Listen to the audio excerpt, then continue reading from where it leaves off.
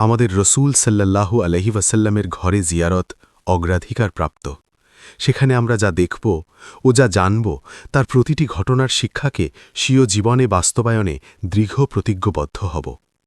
আমরা এই অল্প পরিসরে তার ঘরের বিশেষ বিশেষ অবস্থারই অবতারণা করব, যেগুলি আমাদের অন্তরে লালন ও আমাদের ঘরে বাস্তবায়ন করা অনিবার্য। হে মুসলিম ভাই, বিগত ১৪টি শতাব্দীর ইতিহাসে যেসব ঘটনা ঘটেছে ও পূর্ববর্তী জাতিসমূহ কিভাবে অতিবাহিত হয়েছে তা জেনে ও শুনেই শুধুমাত্র মজা পাব এবং তারপর থেমে যাব, এমনটি আমরা করব না। বরং আমরা রসূল সাল্লাল্লাহু আলাইহি ওয়াসাল্লামের সিরাত পাঠ করে ও তার সুন্নাতকে জীবনে বাস্তবায়ন করে ও তার আদর্শ ও পন্থা অনুযায়ী চলে আল্লাহ তাআলার ইবাদত ও নির্দেশ পালন করব। তিনি তার রসূলের ভালোবাসাকে আমাদের জন্য ওয়াজিব করে দিয়েছেন। আর রসূল সাল্লাল্লাহু আলাইহি ওয়াসাল্লামের ভালোবাসার প্রধান প্রধান আলামত হল তার নির্দেশের অনুসরণ।